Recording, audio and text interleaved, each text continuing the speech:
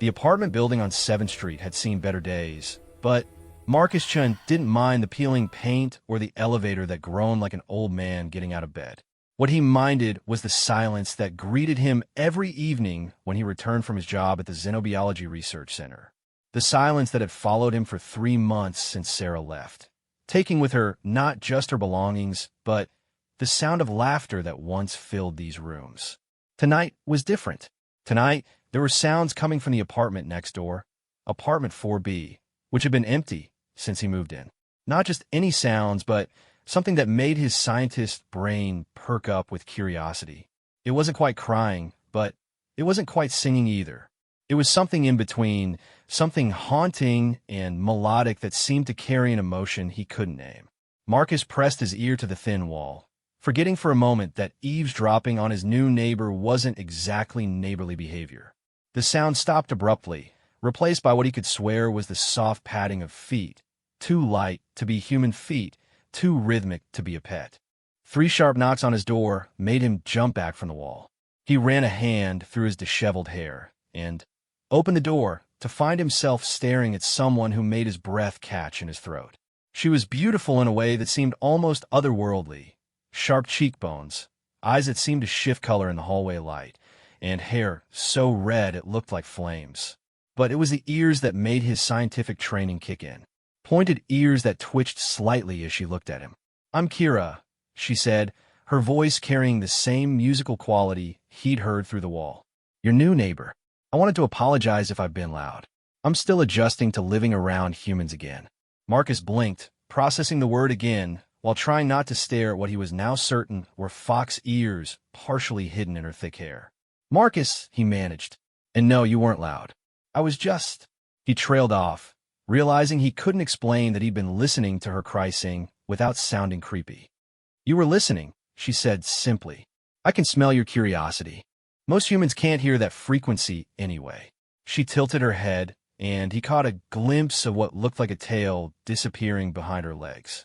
"You're a scientist." It wasn't a question, but he nodded anyway. "Xenobiologist. I study alien life forms for the Galactic Research Consortium." The words felt strange in his mouth. 6 months ago, saying he studied aliens would have gotten him laughed out of any respectable institution. Then, first contact happened, and suddenly his theoretical degree became the most sought-after qualification on Earth. Kira's expression shifted, something guarded creeping into her features. "Aliens," she repeated softly. "Is that what you'd call me?" Marcus felt heat rise in his cheeks. I don't know what you are, but I wasn't trying to classify you or anything." "I'm sorry if that sounded—" "It's fine," she interrupted, but her posture had changed, shoulders pulling inward like she was trying to make herself smaller. "I should go. Early day tomorrow." She turned to leave, and something in her movement, the slight droop of her hidden ears, the way her tail seemed to curl protectively around her, made Marcus speak before he could think better of it. "I was making tea," he said quickly. "If you want some. I have 17 different kinds because my ex-girlfriend was convinced each one had specific healing properties. Turns out the only thing they're good for is making the apartment smell less like sadness." Kira paused, one hand on her doorframe. "What kind of tea?" "Chamomile, green, Earl Grey, something called Emotional Healing Blend that I'm pretty sure is just dried flowers and false hope." He was babbling now, but something about her stillness told him she was actually listening. "I also have hot chocolate. The good kind, with actual chocolate, not the powder stuff." She turned back toward him, and he saw something in her expression that looked like surprise, as if kindness wasn't something she'd been expecting. "I haven't had hot chocolate in a long time." "With or without marshmallows?" "With," she said, and for the first time since she'd knocked on his door, she smiled. It transformed her whole face, making her look younger and somehow more human, despite the obviously non-human features. "But I should warn you, I might not be the best company right now. I'm working through some things." "Join the club," Marcus said, stepping back to let her into his apartment. "Fair warning, though, the couch has a spring that tries to attack anyone under 5'6", and my conversation skills have gotten pretty rusty." As Kira stepped across his threshold, Marcus caught a scent that reminded him of autumn forests and would smoke. She moved with a fluid grace that made him think of wild things that had learned to navigate civilized spaces. When she settled carefully on his couch, testing for the infamous spring, he noticed she kept her tail curled around her like a security blanket. "So," Marcus said from the kitchen as he heated milk in a saucepan, "what are you, if you don't mind me asking?" "Volpine," she said quietly. "Fox person, in simple terms. We're from one of the outer colonies. We're from one of the outer colonies." The way she said "we're" made something twist in Marcus's chest. He'd seen enough news reports to know that not all of humanity's first contact experiences had been peaceful. "I'm sorry," he said, meaning it. "It's not your fault," Kira replied, but there was a weight to her words that suggested someone had made her believe otherwise. "What about you? What brings a xenobiologist to a rundown apartment building when you could probably afford somewhere much nicer?" Marcus considered lying, giving some generic answer about liking the neighborhood or preferring smaller spaces. Instead, he found himself telling the truth. "My fiancée left me when she found out my new job involved studying dangerous aliens. She said she couldn't handle the uncertainty of not knowing what I might bring home." "That's horrible," Kira said, and the genuine outrage in her voice surprised him. "Is it though?" Marcus brought 2 steaming mugs into the living room, handing one to Kira before settling into the armchair across from her. I mean, from her perspective, everything changed overnight. Humans weren't alone anymore. There were new species, new technologies, new dangers. Maybe she was just scared. Kira wrapped her hands around the mug, inhaling the chocolate scent with an expression of pure contentment. "Fear doesn't excuse cruelty," she said softly. "And leaving someone when they need support most? That's cruelty." They sat in comfortable silence for a while, both lost in their own thoughts and the warmth of their drinks. Outside, the city hummed with its usual evening rhythm, but inside apartment 4A, 2 broken hearts sat across from each other, neither quite ready to examine why this felt like the first peaceful moment either of them had experienced in months. Hashtag my Foxwoman roommate is mending a broken heart. And relearning joy, 3 weeks had passed since that first evening of hot chocolate and careful conversation. What started as an awkward introduction between neighbors had evolved into something Marcus couldn't quite define. Not friendship exactly, but not mere acquaintanceship either. It was more like 2 people orbiting each other's loneliness, occasionally intersecting in moments of surprising warmth. Kira had taken to leaving small gifts by his door. Wildflowers that couldn't possibly grow in the city, smooth stones that felt warm to the touch, once a origami crane folded from paper that seemed to shimmer with its own light. Marcus reciprocated with takeout containers from the good Chinese place downtown, always ordering enough for 2, even though he never explicitly invited her to share. The containers were always empty when he found them returned to his doormat the next morning. The breakthrough came on a Tuesday evening when Marcus arrived home to find Kira sitting in the hallway outside her apartment, staring at her keys like they were written in a foreign language she'd forgotten how to read. "Locked out?" he asked, setting down his laptop bag. She looked up at him with eyes that seemed too bright, too wide. "No," she said quietly. "Just can't seem to make myself go in there." Marcus had seen that expression before, in the mirror, every morning for the first month after Sarah left. It was the look of someone who'd lost the ability to distinguish between solitude and isolation, between being alone and being abandoned. "Want to hang out at my place for a while?" he offered. "I was going to order pizza and probably fall asleep to some mindless documentary about deep-sea creatures." Kira's laugh was shaky but genuine. "That sounds pathetic enough to be exactly what I need." That night, she told him about the colony ship that had been her home for 37 years. How her people had lived in harmony with the forests of Kepler, 442b, building cities in the canopies and underground networks that worked with the planet's ecosystem instead of against it. How they'd welcomed the human explorers with traditional hospitality, offering shelter and guidance to strangers far from home. "We thought you were like us," she said, curled up on the couch with her tail wrapped around her legs like a furry security blanket. "Travelers looking for a new home, not conquerors looking for resources to strip mine." Marcus felt sick. He'd read the reports, of course. The official version talked about cultural misunderstandings and unfortunate conflicts arising from communication barriers. The reality, as Kira described it, was far uglier. Corporate interests masquerading as scientific expeditions. Military forces deployed under the guise of peacekeeping. Indigenous populations relocated to make way for mining operations. The worst part wasn't the violence, Kira continued, staring into her teacup. It was the betrayal. We'd shared our homes, our culture, our knowledge of the planet's biology, and they used all of it against us. How did you get out? Marcus asked gently. I didn't, Kira said simply. I was here when it happened. Cultural exchange program. I was supposed to study human psychology and sociology, send reports back about whether our species could truly coexist. Instead, I got to watch the news reports of my homeworld burning while sitting in university library on Earth.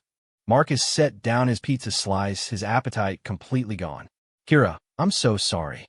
I had no idea the exchange programs were even happening. Most humans don't, she said without bitterness.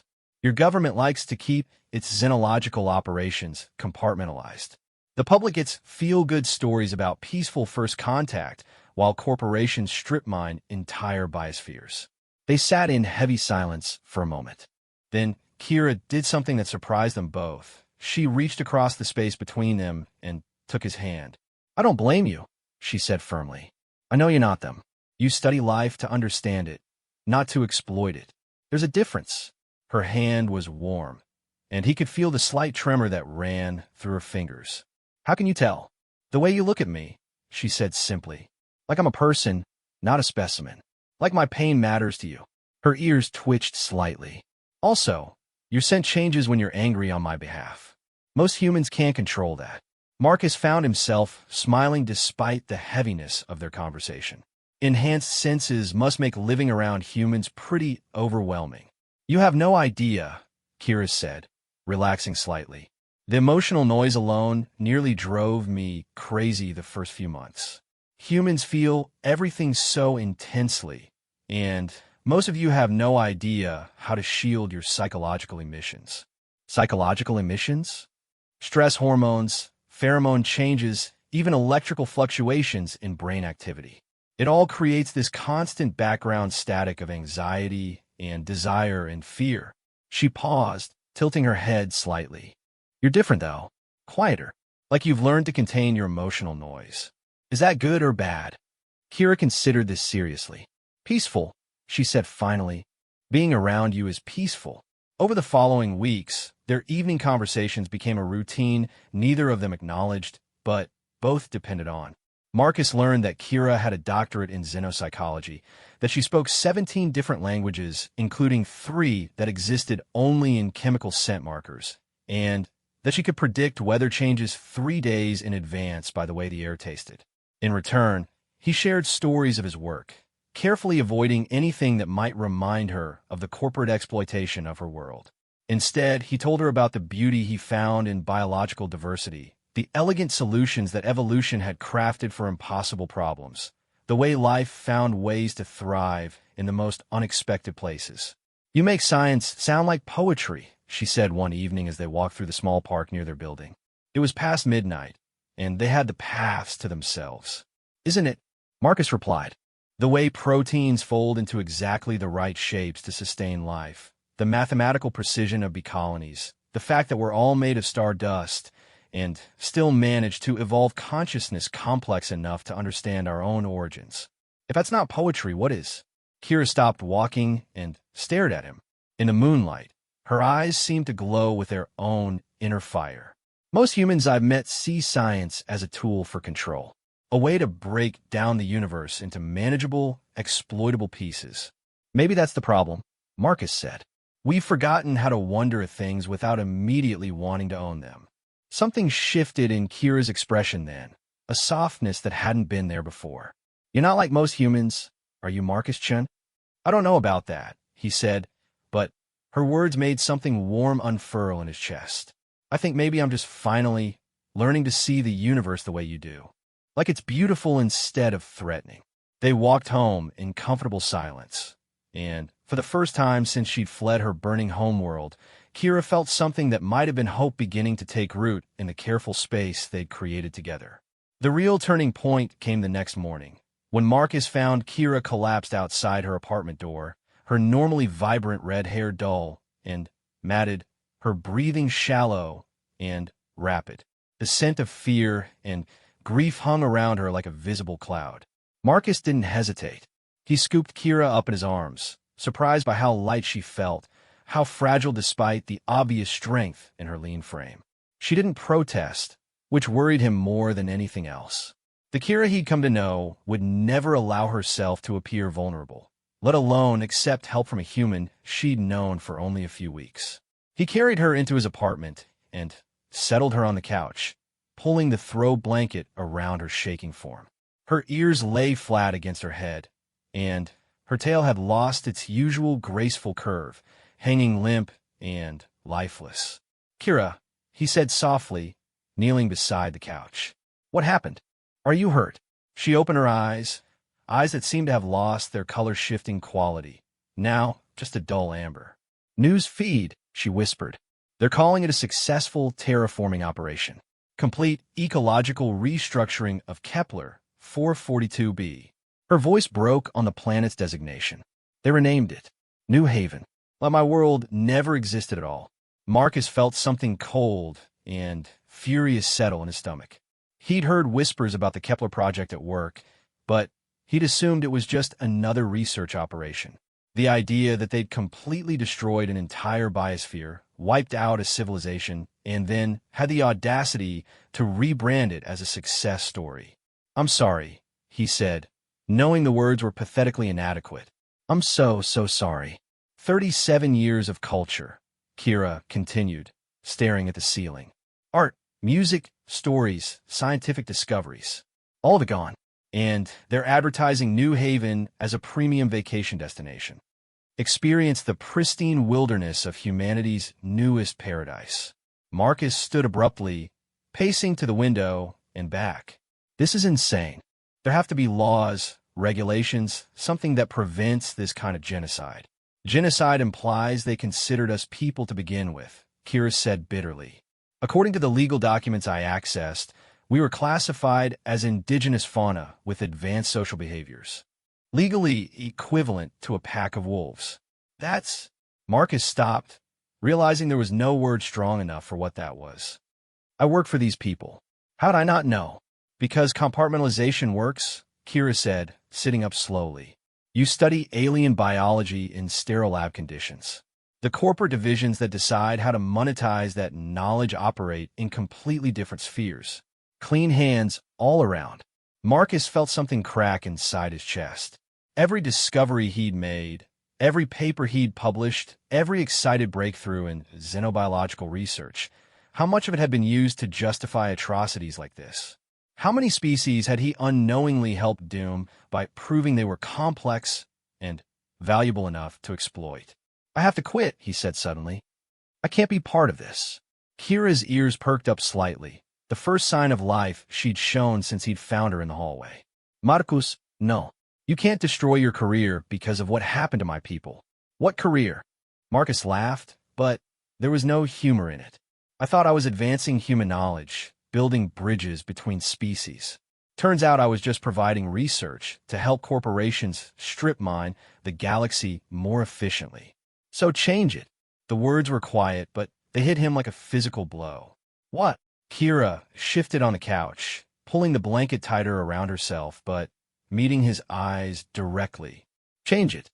You have access, credentials, respect in the scientific community. Use them. I'm nobody, Kia.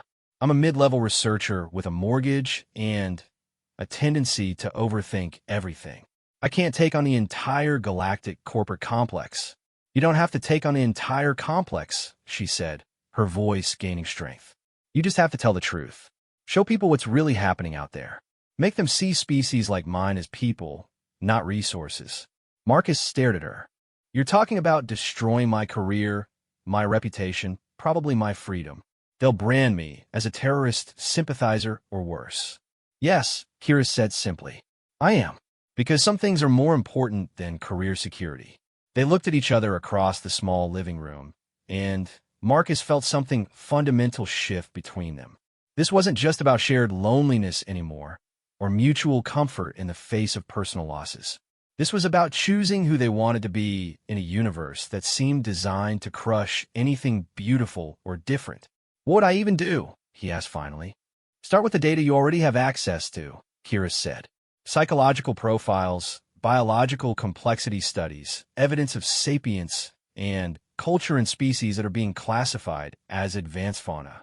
Build a case that's so scientifically rigorous they can't dismiss it without exposing their own corruption."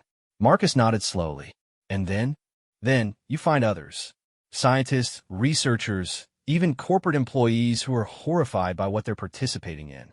Build a network. Share information. Make it impossible for them to maintain the compartmentalization that lets good people unknowingly contribute to atrocities." "This is insane," Marcus said, but he was already thinking about the files he had access to, the colleagues who'd expressed quiet doubts about their research applications, the growing network of xenological researchers across a dozen university systems. "Completely insane," Kira agreed. "Also, probably our only chance to prevent this from happening to other worlds, other species." Marcus sat down across from her, studying her face. The dullness was fading from her eyes, replaced by something that looked like determination. "You know this will put you in danger too. If I start making noise about Kepler 442b, about what really happened there, you'll become a target." "I'm already a target," Kira said. "I'm a refugee from a world that officially doesn't exist, a member of a species that's been legally reclassified as non-sentient. At least this way, maybe their deaths will mean something." They spent the next several hours planning. Marcus made lists of files he could access, colleagues he might be able to trust, academic journals that might publish controversial research if it was presented carefully enough. Kira provided insider knowledge about galactic corporate structures, legal loopholes that allowed species genocide to masquerade as resource development, and, most importantly, the precise scientific evidence that proved her people's sentience and cultural sophistication. By dawn, they had the skeleton of a plan that was equal parts brilliant and suicidal. Marcus would begin documenting everything he could access about corporate xenological operations while building a network of like-minded researchers. Kira would help him understand the broader context, provide living testimony about the reality of species genocide, and help him navigate the complex political landscape of human-alien relations. "There's one more thing," Kira said as they sat surrounded by papers and laptop screens. "If we do this, if we really try to expose what's happening, there's no going back. They'll destroy us both if they can." Marcus looked around his small apartment, at the life he'd built that had felt so empty until a foxwoman from a dead world knocked on his door. "Maybe that's not such a terrible thing," he said. "Maybe some things are worth being destroyed for." Kira smiled then, the first real smile he'd seen from her since he'd found her collapsed in the hallway. "You're definitely not like most humans, Marcus Chun." "Good," he said, surprised by how much he meant it. "I'm tired of being like most humans." As the sun rose over the city, two unlikely allies sat in a rundown apartment and plotted the downfall of an interstellar corporate empire. It was, Marcus reflected, probably the most hopeful he'd felt in months. 6 months into their unlikely partnership, Marcus had learned several important things about conducting a secret rebellion from a shabby apartment building. First, that legitimate scientific research made an excellent cover for gathering evidence of corporate atrocities. Second, that Kira had a talent for hacking into systems that should have been impossible to breach. And third, that fighting for something larger than yourself could make even the most mundane Tuesday feel like an adventure. He'd also learned that living with someone who could smell your emotional state made it impossible to pretend everything was fine when it wasn't. "You're nervous about something," Kira said without looking up from her laptop screen, where she was cross-referencing shipping manifests with mineral extraction reports from 3 different star systems. "Your stress pheromones are making my teeth itch." Marcus paused in his pacing around their makeshift command center, which had taken over most of his living room. Charts covered the walls, connecting corporate entities with destroyed ecosystems in a web of red string that looked like something from a conspiracy theorist's fever dream. "How can you tell the difference between nervous and terrified?" "Because I'm definitely both.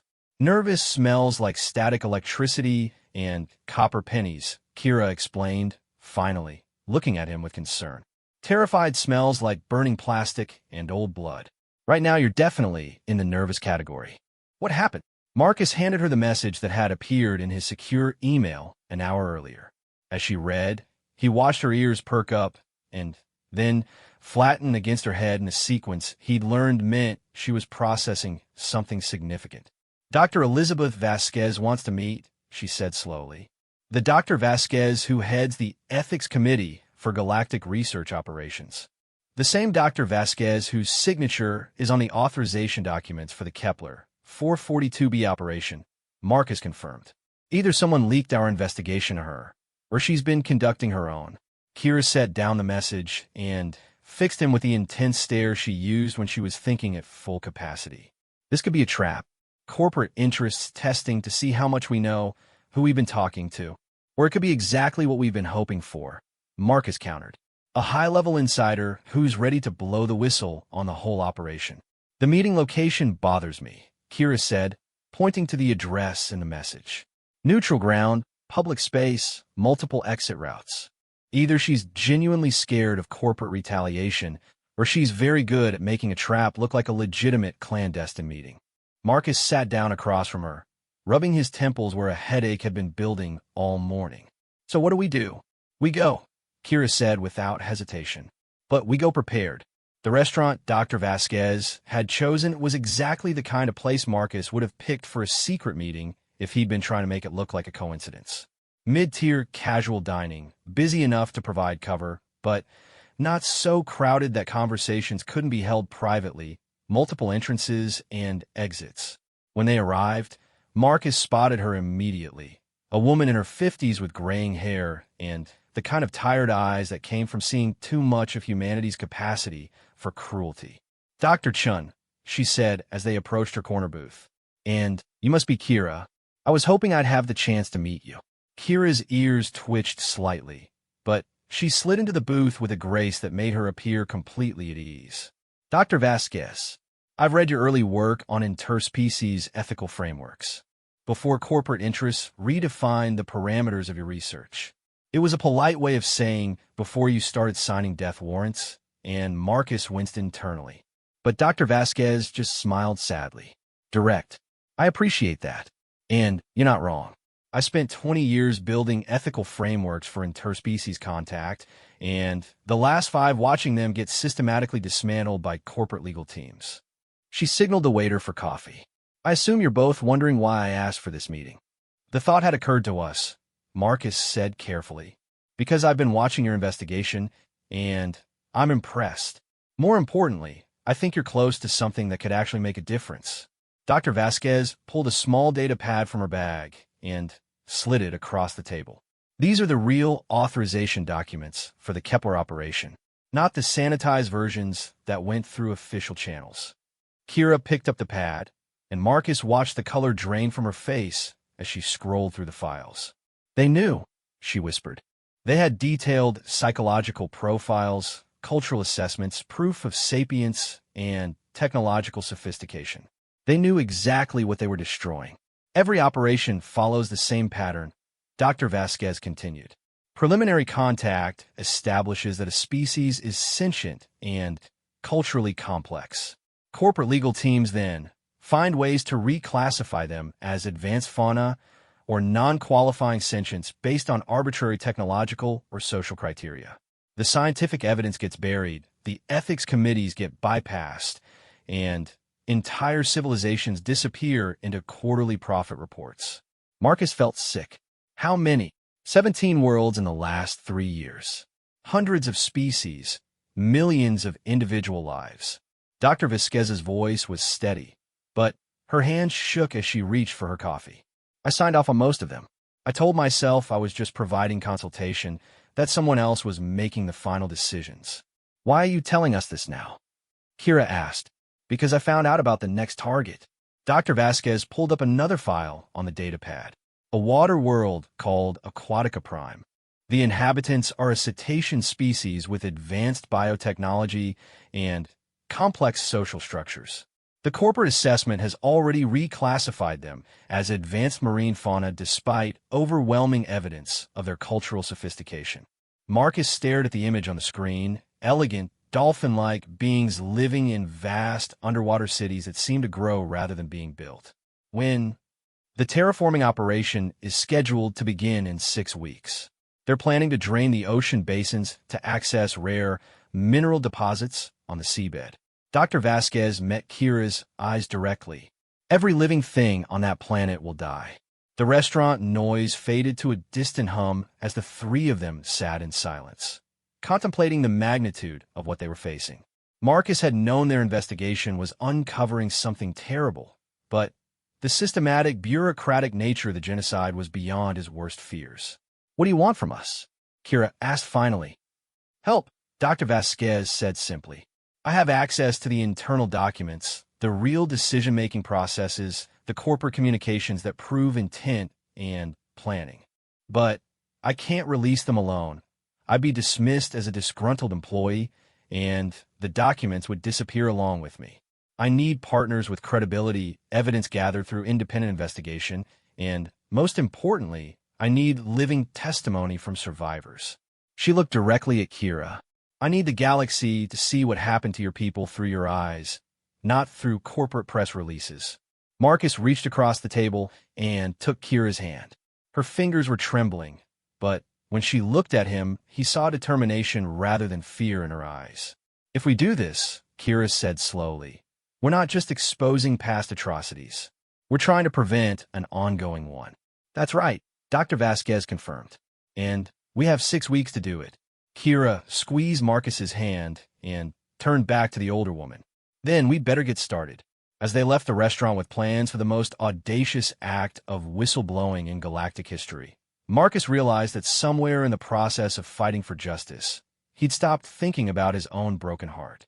Instead, he'd found something infinitely more valuable, a sense of purpose and someone to share it with.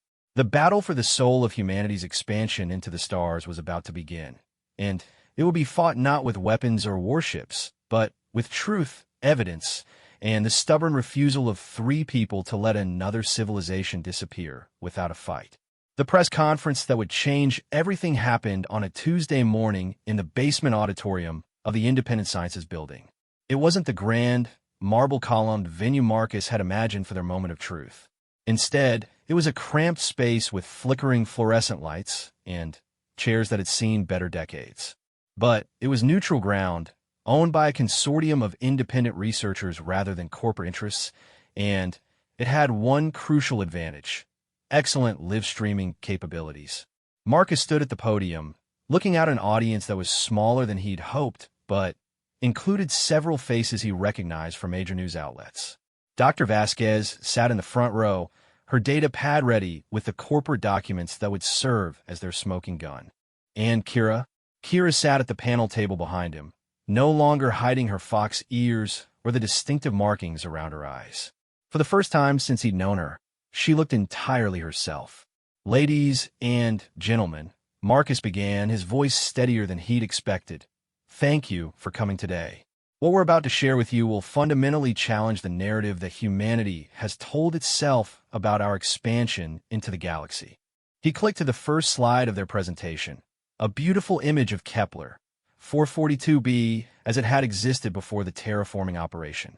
Vast forest cities connected by bridges that seemed to grow from the trees themselves, crystal-clear rivers flowing through urban centers designed to enhance rather than disrupt the natural ecosystem. This is the homeworld of the Vulpine people. Or rather, this was their homeworld. Today, corporate marketing materials call it New Haven, humanity's newest paradise destination. What they don't tell you is that creating this paradise required the complete destruction of a civilization that had existed for over 3,000 years. Marcus saw several reporters exchange glances, their expressions shifting from polite interest to sharp attention. He clicked to the next slide, satellite images showing the same locations after terraforming, now featuring luxury resorts and mining operations where forests and cities had once stood. The transformation wasn't accidental. It wasn't the result of cultural misunderstandings or communication failures. It was a calculated decision based on economic projections that weighed the profit potential of rare mineral extraction against the continued existence of an entire species. He gestured toward Kira. I'd like you to meet Kira of the Emerald Canopy clan, one of fewer than 50 Vulpine survivors currently living in human space. Kira stood and moved to the microphone with a poise that made Marcus's heart swell with pride and admiration. For months, he'd watched her struggle with the weight of survivor's guilt and the constant fear that came from being legally classified as non-human. Now she stood before an audience that included some of the most influential journalists in human space, speaking not just for herself, but for every species that faced the corporate machine's relentless expansion. My people welcomed human explorers to our world, she began, her voice carrying clearly through the small auditorium. We shared our knowledge of the planet's ecosystems, our agricultural techniques, our medicines. We offered cultural exchange, joint research projects, mutual cooperation between our species. She paused, looking directly into the camera that was broadcasting their session live to news networks across the galaxy. In return, human corporations studied our defenses, mapped our cities, and calculated exactly how much force would be needed to eliminate us efficiently. The invasion began 18 months after first contact. Within 6 weeks, our civilization was gone. The questions came fast and sharp after that. Reporters demanded proof, asked about corporate responses to these allegations, challenged the legal classifications that allowed such actions. Dr. Vasquez calmly presented document after document. Authorization codes, economic projections, communications between corporate executives discussing the indigenous fauna problem and its final solutions. But it was when someone asked about Aquatica Prime that Marcus felt the full weight of what they were attempting. We have evidence, he said, that the same pattern is about to repeat itself. A water world inhabited by an advanced cetacean species is scheduled for ocean-draining operations beginning in 3 weeks. Unless we can expose the pattern of systematic genocide that humanity's corporate interests have been conducting under the cover of terraforming and resource extraction.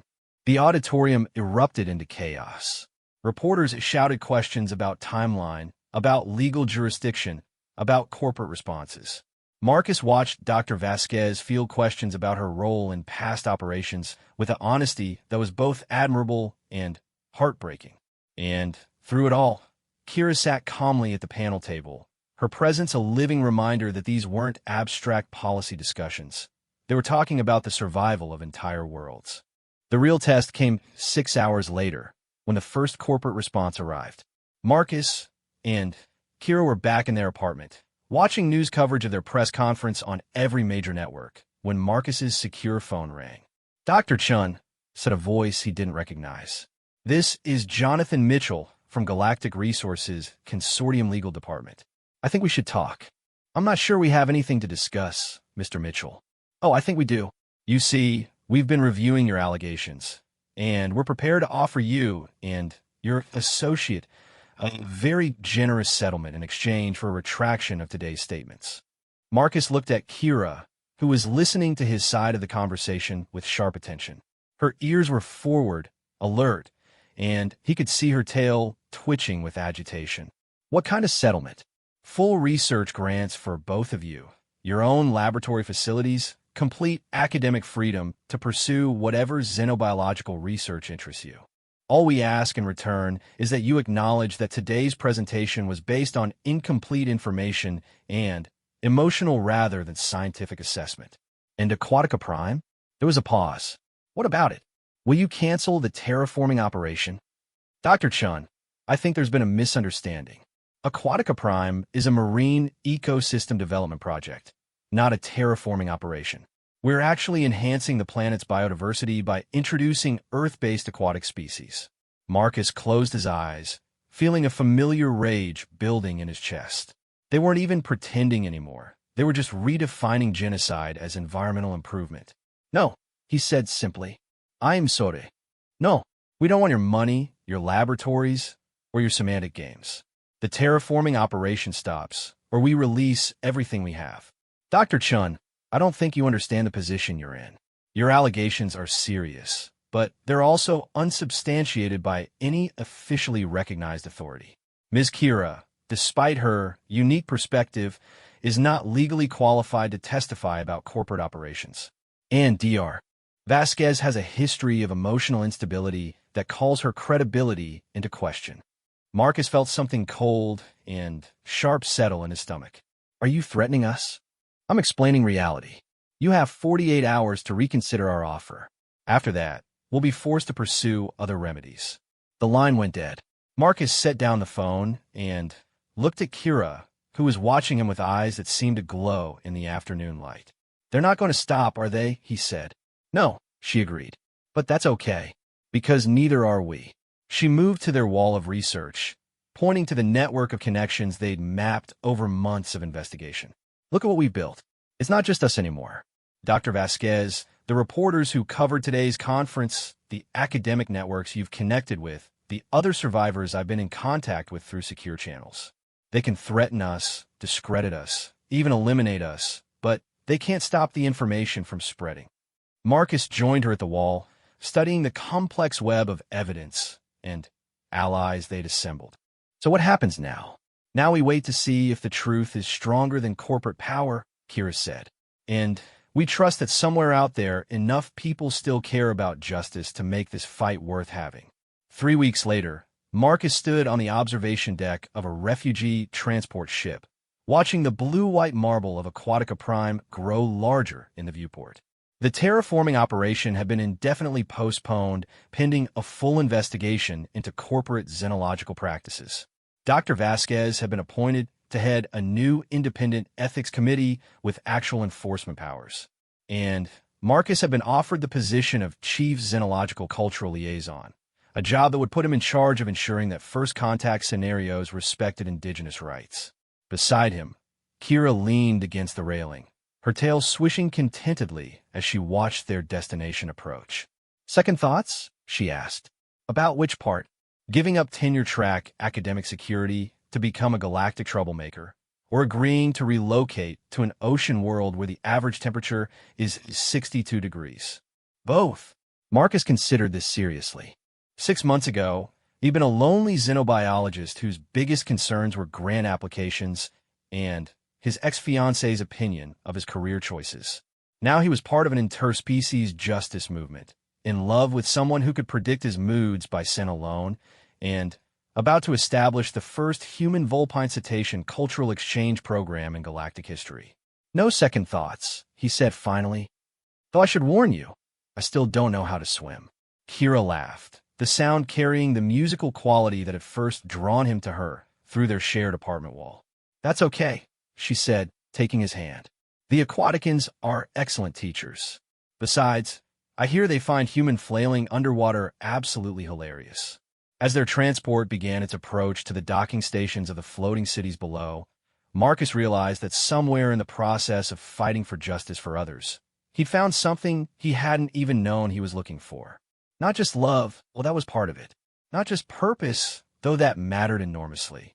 But something simpler and more profound, the ability to imagine a future worth fighting for. His foxwoman roommate had indeed helped him mend a broken heart and relearn joy. But more than that, she taught him that healing wasn't about forgetting pain or returning to who you used to be. It was about transforming suffering into strength and using that strength to build something better than what came before. Down below, the cetacean cities welcomed their newest residents with songs that carried through the water and up into the air, melodies that spoke of hope, renewal, and the endless possibility of connection across the vast spaces between different worlds.